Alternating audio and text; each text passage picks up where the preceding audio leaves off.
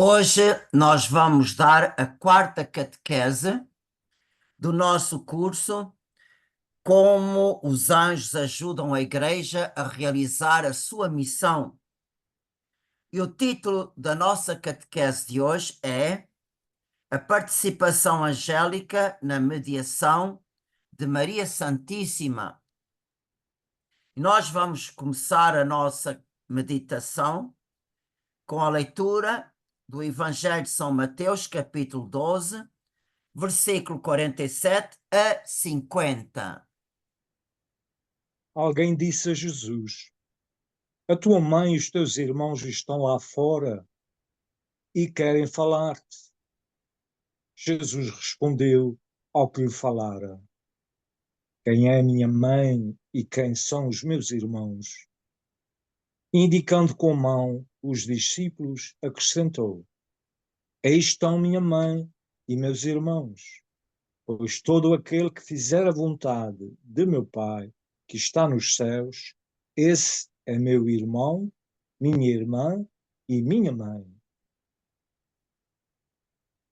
Neste momento da vida pública de Jesus, Jesus, ao falar esta frase, ele põe o centro da atenção de todos nesta sua afirmação: todo aquele que fizer a vontade de meu Pai que está nos céus. Este centro é que é o centro dos centros de toda esta passagem. E é curioso que nesta frase está contida igualmente toda a vida espiritual de Nossa Senhora. Porquê? Porque em tudo, em Nossa Senhora, foi um perfeitíssimo sim à vontade de Deus. A cada instante, Nossa Senhora esteve sempre à escuta e obedeceu. E vocês reparem que é este mesmo caminho, fazer a vontade de Jesus, que Nossa Senhora indicou aos servos nas bodas de Caná. Fazei tudo o que ele vos disser. Portanto, mesmo que pareça absurdo, mesmo que vocês não compreendam, escutai e obedecei. Fazei o que Jesus vos disser. E quando Nossa Senhora esteve no Calvário junto à cruz de Jesus, é interessante que aí Maria não disse sim. Porquê? Porque o seu sim já tinha dado em Nazaré. E ela sempre manteve o seu sim em todas as circunstâncias, em todos os momentos, fáceis ou difíceis. Por isso, ela não precisava de dar um segundo sim, porque tudo ela é sim à vontade de Deus. E foi nesta aceitação total que ela tornou-se mãe da Igreja. No Calvário, Nossa Senhora recebeu uma nova maternidade. E ela, como mãe da nova humanidade, Nossa Senhora tem um papel muito importante, especialíssimo. Ela nos encaminha para Jesus. É o que a gente diz na Salve Rainha: mostrai-nos Jesus, mostrai-nos, mãe, até mesmo quando nós morrermos, mostrai-nos Jesus. Porque se ela, depois da nossa morte, mostra-nos Jesus, é bom sinal.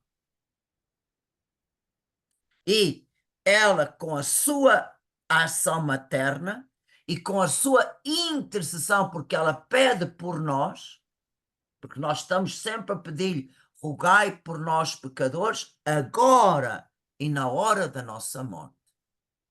Portanto, ela age, intercede, para quê? para que nós alcancemos as promessas que Jesus nos fez em nome do Pai. Aquela herança que Jesus nos prometeu em nome do Pai, é isso que Nossa Senhora quer. Onde eu estou, estejais vós também. Isto que Jesus disse dele, também Nossa Senhora pode dizer dela. Aonde eu estou, meus filhos, eu quero que vós estejais também. Mas para alcançar esta herança, o caminho é estreito e a porta é estreita que conduz à vida. O Senhor, para o nosso caminho de santidade, Jesus apresentou-nos o modelo maior que podia ter apresentado. Jesus disse: sede perfeitos como é perfeito o vosso Pai Celeste. Noutra parte, sede misericordiosos como o vosso Pai é misericordioso. E já no Antigo Testamento, no livro do Levítico, o Senhor disse: porque eu sou o Senhor vosso Deus, deveis santificar-vos e permanecer santos como eu sou santo. Qual é o nosso modelo de santidade? É o Pai. Jesus não apresentou ninguém como nosso modelo, nem os anjos, nem nenhum santo. Nem ele mesmo se colocou como nosso modelo, apesar de ele ser nosso modelo. Mas ele apresentou como nossa medida de santidade o Pai do céu. Sede perfeitos como o Pai, sede misericordiosos como o Pai, sede santos como eu sou santo. E Jesus, com a sua obra da redenção, portanto, todos os méritos que ele conquistou-nos com a sua vida, sua paixão, morte e glorificação, todos esses méritos, todas essas graças, porque Jesus veio até nós para tirar o pecado do mundo e todas as suas consequências. E ele quer tirar o pecado do mundo e o nosso pecado quando nós utilizamos as graças que ele conquistou para nós gratuitamente. E essas graças vêm até nós através dos sacramentos, como também através da nossa oração, através da nossa ação, as obras de misericórdia, através das nossas obras de penitência. Tudo que é bom que a gente possa fazer dá-nos merecimentos, fazem frutificar as graças redentoras. E nós podemos, isto agora eu vou fazer uma comparação muito pobre, eu espero que vocês entendam. Nós podemos comparar a esta imensa riqueza das graças da redenção a uma fonte gigantesca. Vocês imaginem à vossa frente uma fonte de onde brota água gigante, como se fosse um lago. E a água sai do lago e corre para nós através de 7 bicas. Portanto, o Senhor, de uma maneira geral, apresenta-nos principalmente 7 caminhos de santificação que brotam das graças redentoras. Qual é o primeiro caminho de santificação? É a Santíssima Eucaristia. É a Santíssima Eucaristia, o Senhor vivo e verdadeiro. E bebendo desta água, da Santíssima Eucaristia, os santos que escolheram este caminho tornaram-se almas eucarísticas. Porquê? Porque Jesus, pão da vida, foi o seu centro dos centros das suas vidas. E as almas eucarísticas brilham na igreja com o brilho do ouro, porque é preciosíssimo este caminho de santificação. Nós temos um exemplo de um santo que trilhou este caminho, o nosso pastorinho de São Francisco Marto.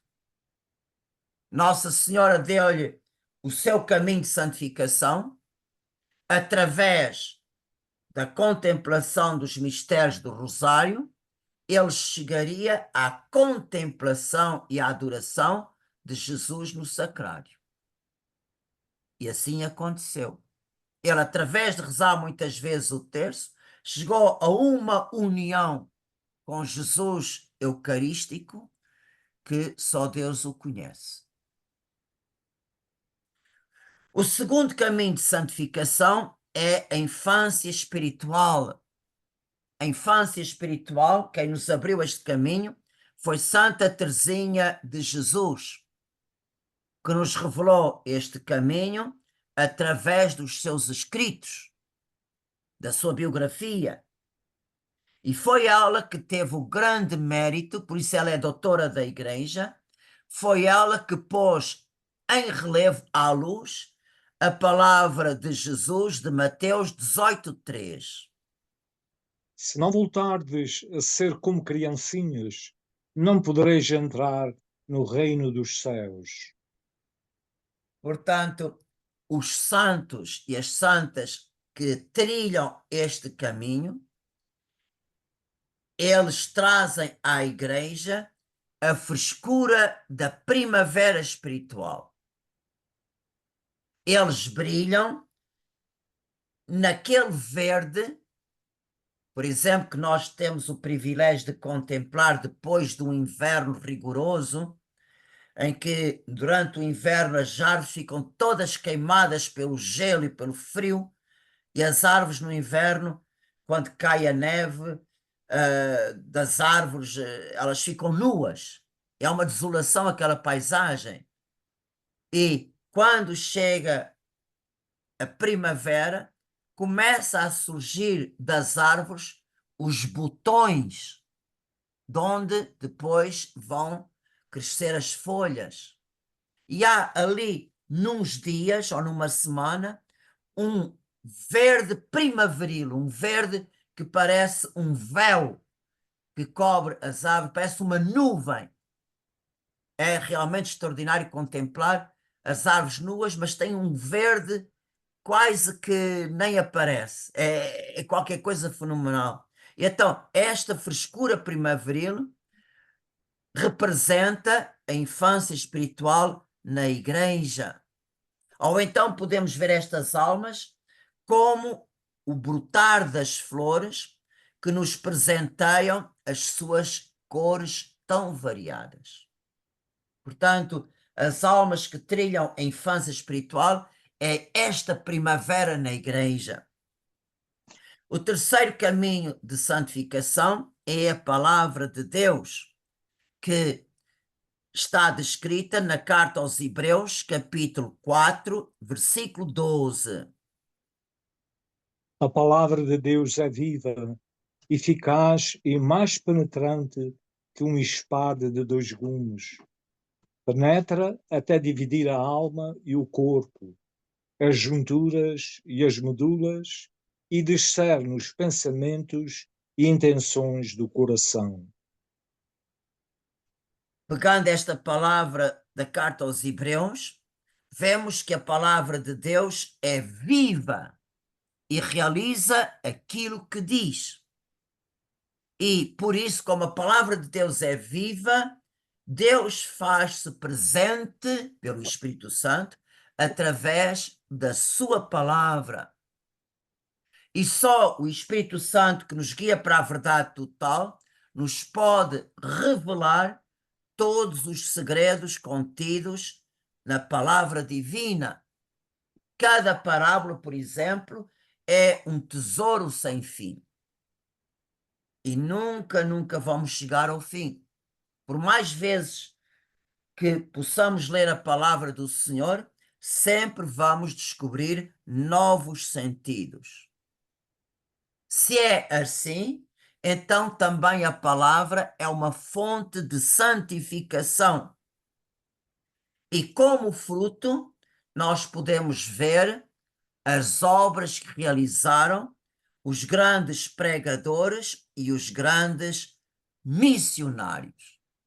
A vida destes grandes santos mostra a brancura e a pureza da palavra de Deus.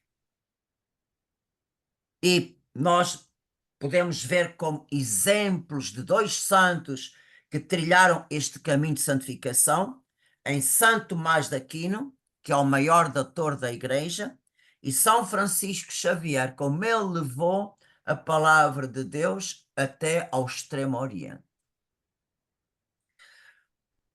Quarto caminho de santificação, a cruz redentora. São Paulo chama a cruz a ciência da cruz. E muito poucos compreendem este caminho. Para trilhar este caminho, as almas têm que ter um chamamento muito especial. Porque as almas que trilham este caminho se tornam almas penitentes ou também chamadas almas reparadoras, que se oferecem como vítimas nas mãos de Jesus para a salvação do mundo. E se aqueles que se santificaram pela palavra, podemos dizer que eles brilham no branco da pureza da palavra, estes brilham no roxo quaresmal, porque a vida destes santos penitentes, destes santos vítimas pela salvação do mundo, unidas a Cristo, realmente mostra-nos que nós não somos deste mundo. E alcançar o céu é o nosso principal objetivo. E São Paulo define este caminho de santificação com estas palavras que ele escreveu na carta aos Colossenses, capítulo 1, versículo 24. Alegro-me nos sofrimentos suportados por vossa causa e complete na minha carne o que falta aos sofrimentos de Cristo pelo seu corpo, que é a Igreja. Só para nos dar um breve exemplo, nós podemos ver a Beata Maria Catarina de Santo Agostinho, do século XVII, que pertence aos 12 primeiros santos do Quebec. Ela foi a primeira alma vítima que se entregou em Jesus em expiação por todos os pecados do povo canadiano. Não só os colonos, mas também os nativos. E é interessante que, naquela altura, Nosso Senhor enviou um grande castigo sobre o Canadá todo. Durante 7 meses, todo o Canadá tremeu num tremor de terra permanente. Houve muitos danos materiais, mas durante aqueles 7 meses não morreu ninguém. Porquê? Porque ela, pela sua penitência e pelo sofrimento, pôs em equilíbrio a balança divina entre a justiça e a misericórdia de Deus. Por isso vemos que são tão poucos os que compreendem este caminho de santificação. Outro caminho de santificação é as almas de fogo. O que anima estas almas a pegarem este caminho de santificação é aquela palavra de Jesus que está escrito no Evangelho de São João, capítulo 13, versículo 1. Sabendo Jesus que chegara a sua hora de passar deste mundo para o Pai, ele que amara os seus que estavam no mundo, levou até ao extremo o seu amor por eles. Portanto, vocês vejam, foi no extremo do amor que levou Jesus a instituir o Santíssimo Sacramento, e foi no extremo do seu amor que ele se deu por nós na sua paixão, morte e sepultura. No extremo do seu amor. E foi este fogo, amou-os e amou-os até ao fim, que levou os santos mártires a suportarem todos os martírios, até os mais cruéis. E nós temos, na história da nossa igreja canadiana, o grande exemplo do martírio de Saint Jean de Brébeuf, que, segundo a biografia deste santo, ele sofreu um dos martírios mais cruéis de todos os mártires. E também foi este fogo interior que levou santos a identificarem-se tanto com Jesus, que Jesus lhes concedeu o carisma dos seus estigmas. Vemos nisto, por exemplo, São Francisco de Assis, que no seu amor era chamado o Pai Seráfico.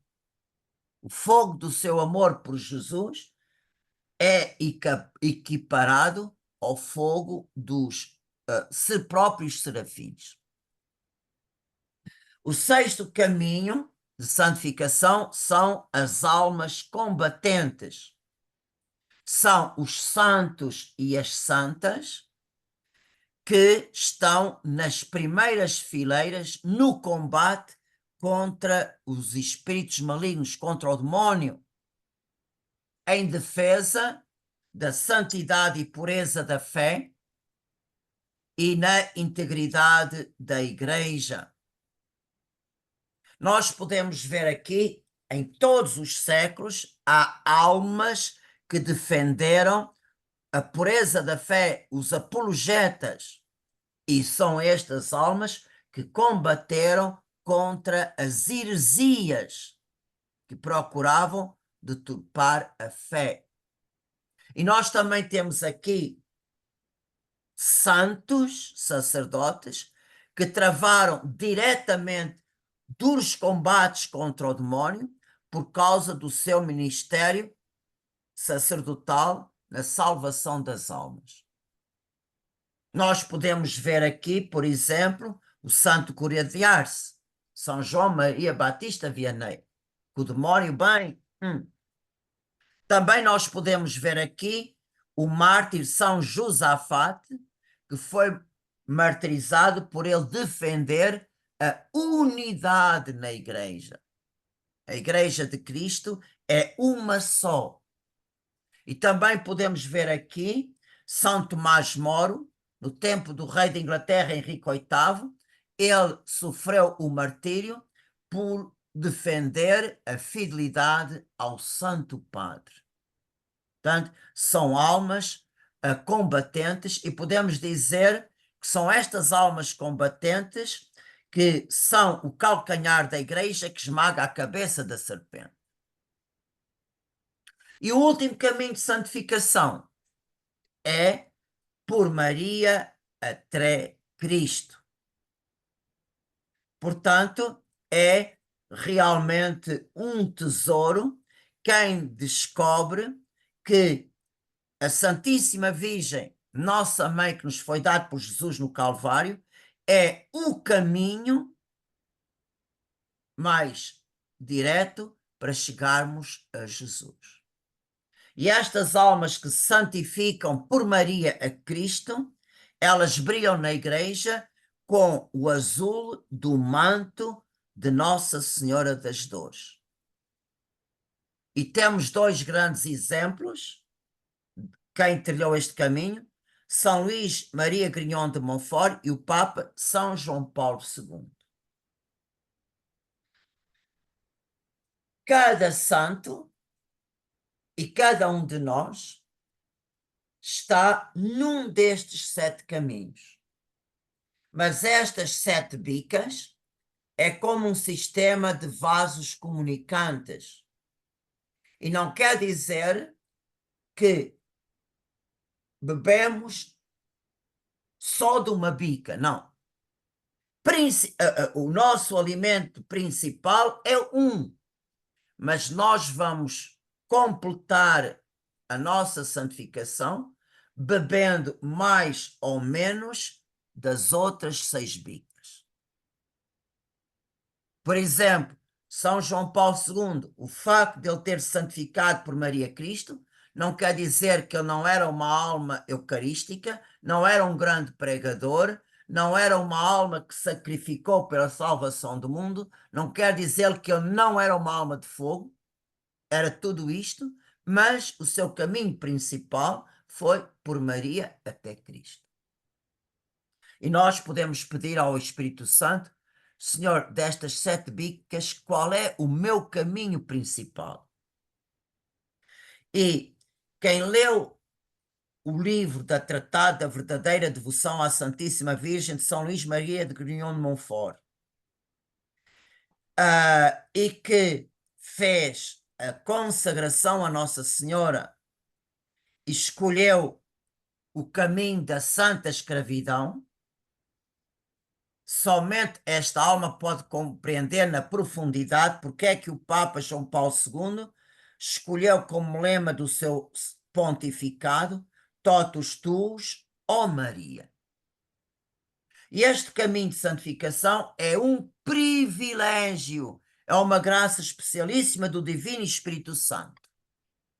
Porque o Espírito Santo desposou Nossa Senhora. E como Nossa Senhora sempre foi fiel, o Espírito Santo nunca podia repudiar.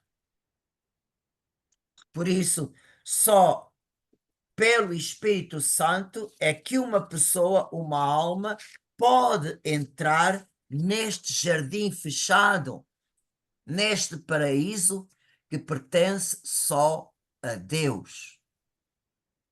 E quem o Espírito Santo dá este privilégio de escolher este caminho por Maria até Jesus, vai ver que esta pessoa está a trilhar o caminho inverso daquele caminho que Jesus escolheu para vir até nós.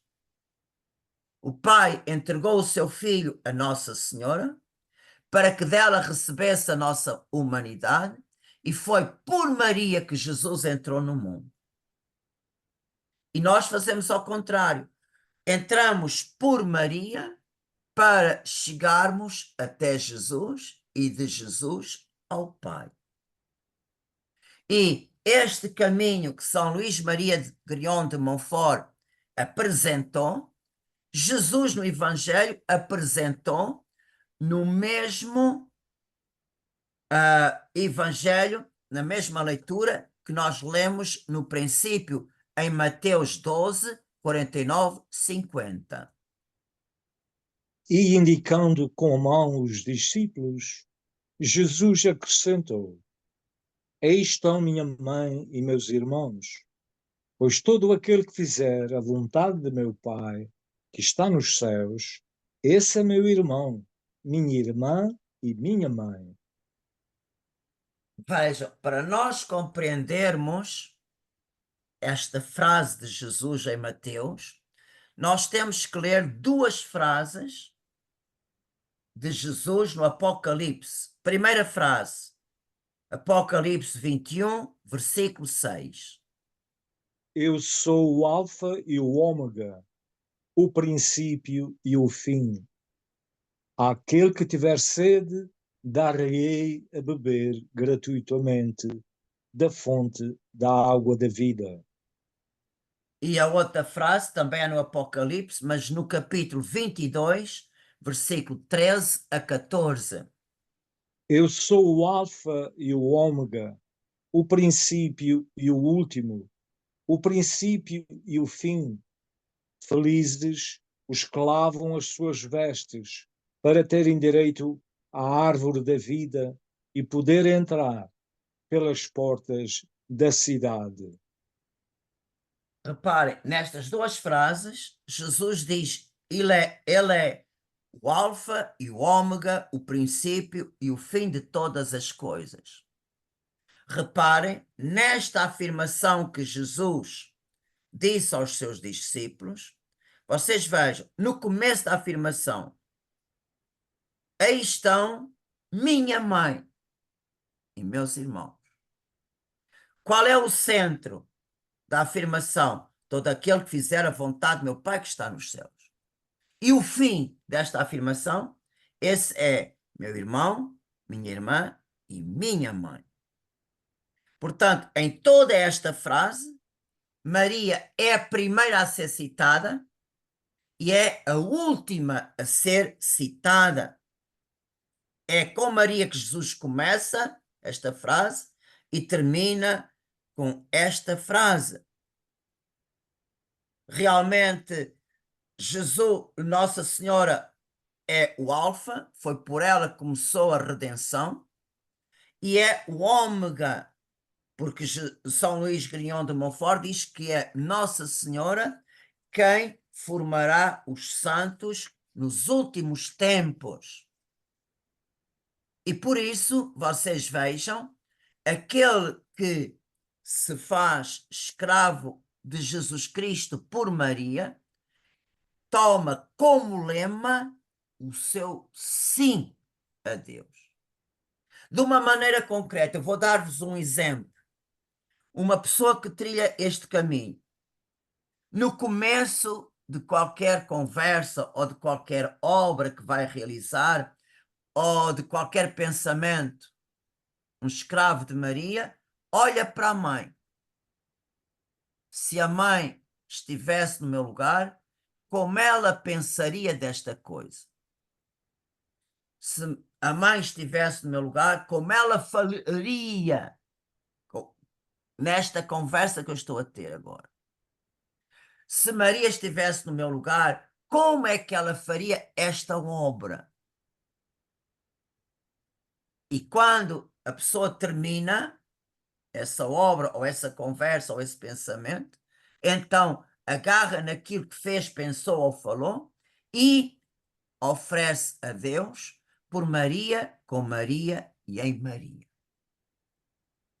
E estas pessoas, muito depressa, merecem ouvir aquela bem-aventurança que está no Apocalipse, capítulo 22, versículo 14.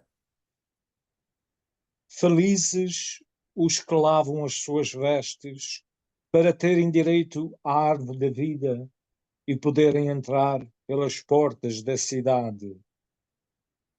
Então, esta união permanente com Nossa Senhora faz crescer no nosso coração um desejo cada vez maior de nos identificarmos com a mãe, para com ela podermos imitar melhor o filho. E este desejo de maior intimidade com a mãe é uma sede que também está escrita no livro do Apocalipse 21, versículo 6.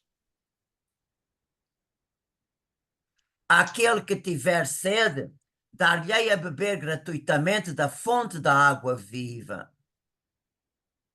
E quem realmente vive com Nossa Senhora, realmente Jesus Cristo, na alma desta pessoa, se torna uma fonte de onde correm rios de água viva. Por isso, nem todos podem compreender este caminho, mas só aqueles que o Espírito Santo conceder. E eu gostaria agora de vos mostrar qual é a relação íntima entre os anjos e Nossa Senhora. Esta união decorre do grande privilégio de Nossa Senhora ser mãe do Verbo de Deus. A maternidade divina de Nossa Senhora é que a eleva a uma dignidade acima até dos mais altos serafins. E esta união íntima dos anjos com Nossa Senhora, São Luís Maria Grignon de Montfort escreve no seu Tratado da Verdadeira Devoção, no 8º artigo. Todos os dias, de uma extremidade à outra da terra, no mais alto dos céus e no profundo dos abismos, tudo proclama e publica a admirável Maria. Os 9 coros dos anjos, os homens de ambos os sexos, de todas as idades, condições e religiões, os bons e os maus, e até mesmo os demônios, são forçados a chamar-lhe bem-aventurada. Quer queiram, quer não, a isso os obriga a força da verdade. Como diz São Boaventura, todos os anjos lhe cantam no céu incessantemente. Santa, Santa, Santa, Maria, Mãe de Deus e Virgem, e todos os dias lhe oferecem milhões e milhões de vezes a saudação angélica. Ave Maria. Prostrando-se na sua presença e pedindo-lhe a mercê de os honrar com algumas das suas ordens. O próprio São Miguel, diz Santo Agostinho, embora seja o príncipe de toda a corte celeste, é o mais diligente em lhe prestar toda a espécie de homenagens e em fazer com que lhes tributem, aguardando constantemente a honra de ser por ela mandado em auxílio de algum dos seus servos. Vejam, não nos admiremos, nem achemos estas afirmações. Isto é um exagero. Porquê? Porque no centro da afirmação de Jesus aos seus discípulos está a palavra: todo aquele que fizer a vontade de meu Pai que está nos céus. Portanto, tudo que Nossa Senhora é, tudo que Nossa Senhora realizou sobre a terra e continua a realizar no céu, tudo isto é fruto do fidelíssimo cumprimento da vontade do Pai que está nos céus. Mais uma vez eu vou repetir, tudo nela é sim, 100%. E neste ponto, a obediência perfeita à vontade de Deus, os santos anjos também o fazem. E Deus não quis deixar escondido esta virtude da obediência alada dos santos anjos.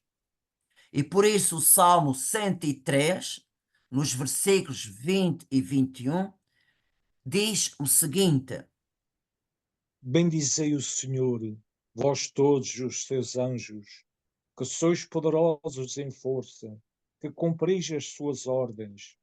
Sempre dó seja a sua palavra. Bendizei o Senhor, vós todos os seus exércitos, vós, seus ministros, executais a sua vontade. eu queria mais uma vez acentuar este centro, fazer a vontade de Deus com toda a perfeição e com toda a prontidão. Este ponto é um ponto de união entre os santos anjos e a sua rainha. E podemos ver isto principalmente quando um anjo da corte celeste é chamado por Deus para começar o seu serviço de anjo da guarda de um ser humano.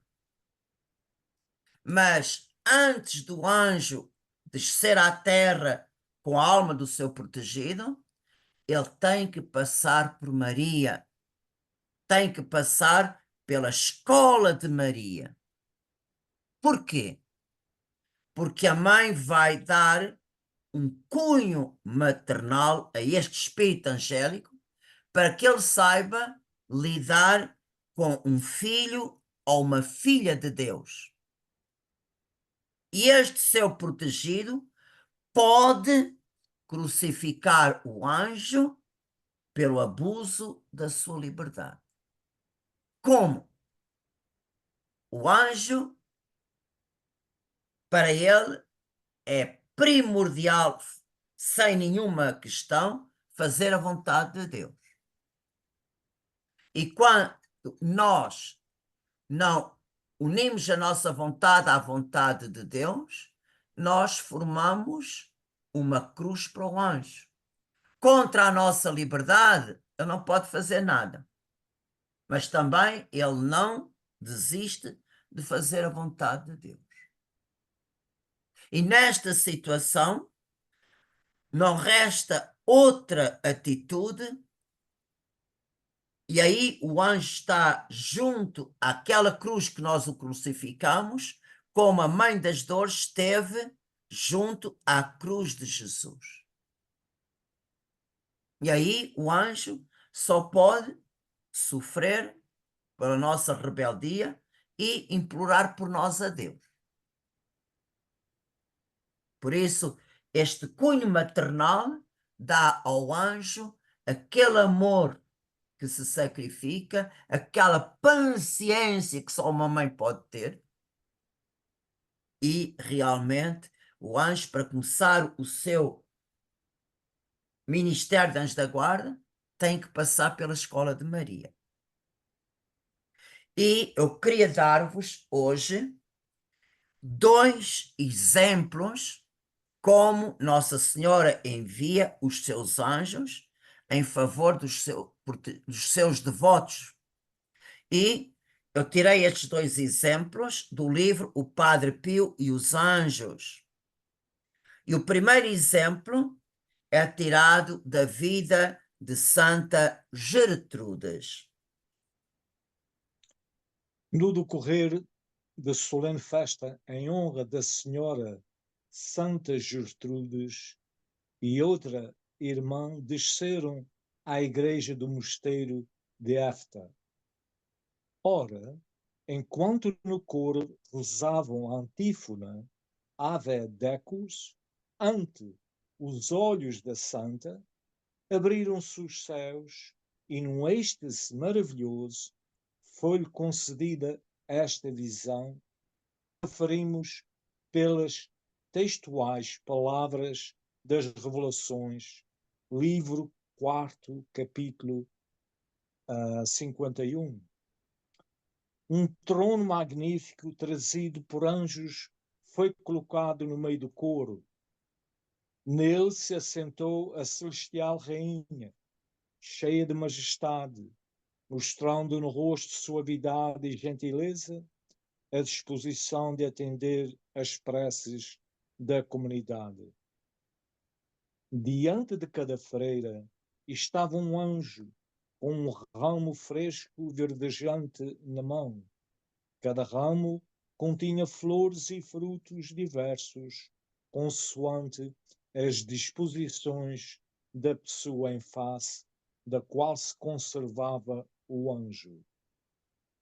Em determinada altura, os anjos levantaram um voo para ofertar os ramos à Virgem Maria. Todos se colocaram junto da grande rainha, em redor do trono, cobrindo-o e embelezando-o. Outro grande exemplo é de um santo do século XIII, São Raimundo Nonato.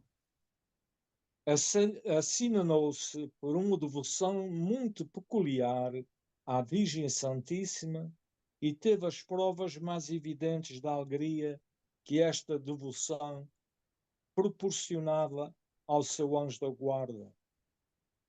Raimundo era ainda muito novo quando o pai, para o impedir de entrar nas ordens, decidiu inesperadamente retirá-lo dos estudos e mandá-lo para uma das propriedades como pastor de ovelhas. Foi tal o desgosto que arrancou lágrimas ao pobre Raimundo. Não tardou, porém, que o céu consolasse. Perto desta propriedade erguia-se uma igreja dedicada a São Nicolau de Mira, e onde se venerava uma rica imagem da Virgem. Começa Raimundo a frequentar o santuário, alargando-se em desabafos diante da Senhora, expondo os seus pesares e pedindo o seu amparo virginal. Um dia em que mais fervorosamente, como tal prodígio, mais se afervorou o amor filial para com a Virgem, como ele desejaria ficar ali dia e noite em doce conversa com ela. Mas, como se o rebanho exigia a sua presença, um dia foi tão instante o desejo de ir à igreja que se pôs a caminho, deixando o rebanho. No mesmo ponto vê junto de si um jovem de beleza deslumbrante que se oferece para guardar as ovelhas. Era o anjo da guarda. Raimundo agradece-lhe com palavras repassadas de reconhecimento e, tomada de mais viva emoção, corre ao pé da sua mãe celestial. Nem foi esta a única intervenção miraculosa do anjo da guarda de Raimundo. Por diversas vezes voltou a oferecer-se para substituir na guarda do rebanho.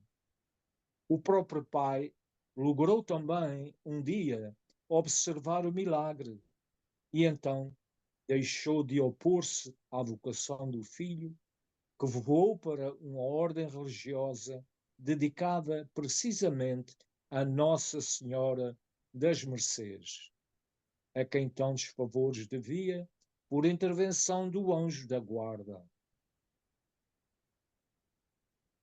Outro exemplo, e é com este exemplo que eu termino a catequese de hoje. Não vou dizer que foi tirado do livro do Padre Pio Anjos, porque não foi. É um exemplo que mostra que Nossa Senhora realmente envia em nosso favor as suas legiões de anjos. E podemos ver neste acontecimento a origem da oração Augusta Rainha do Céu. E a mãe serviu-se de um beato francês, o padre Louis-Édouard Sestac, que nasceu em 1801 e morreu em 1868. No dia 13 de janeiro de 1864, o padre Sestac teve uma visão e ele viu demónios espalhados por toda a terra, espalhando e semeando desordem e caos. No mesmo instante, também apareceu Nossa Senhora, que lhe mostrou como era intensa a presença e a ação dos anjos caídos.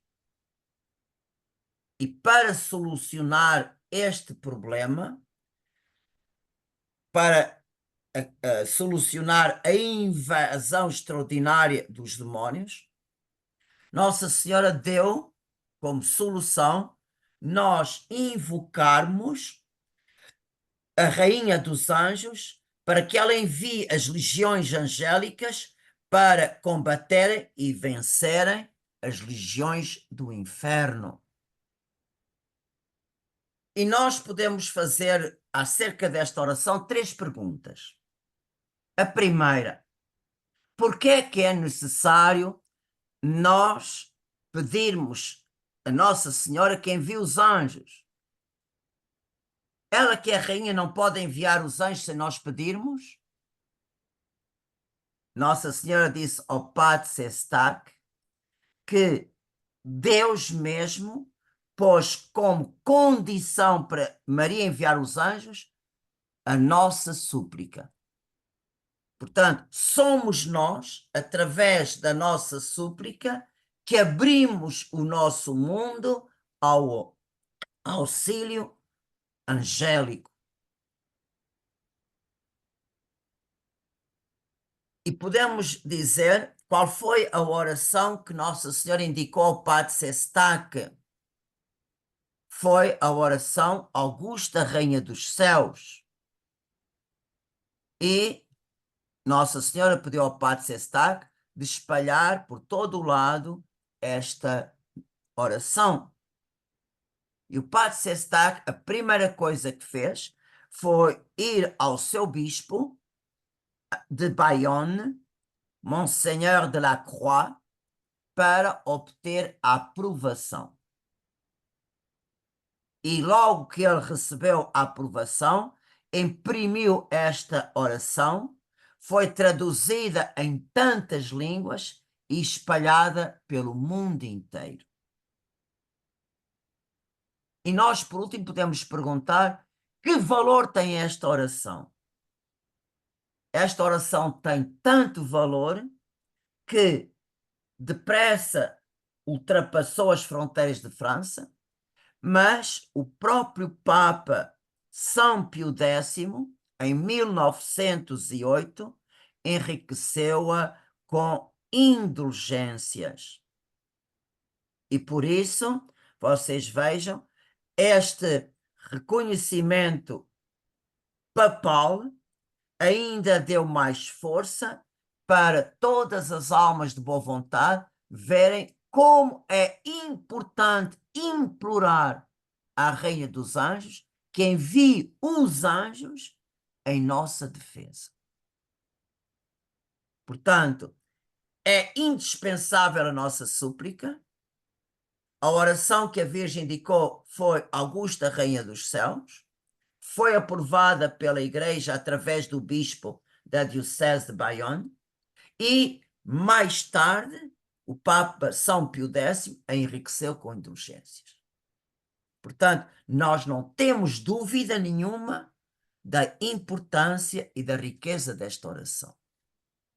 E é por isso que nós vamos terminar a nossa catequese de hoje escutando com o coração esta mesma oração Augusta Rainha dos Céus.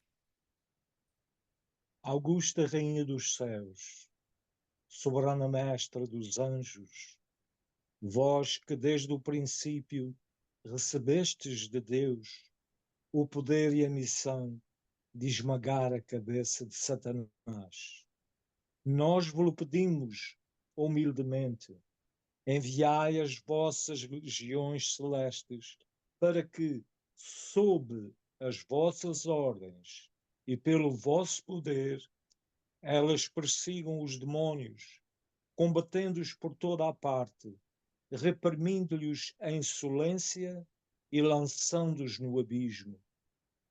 Quem é como Deus?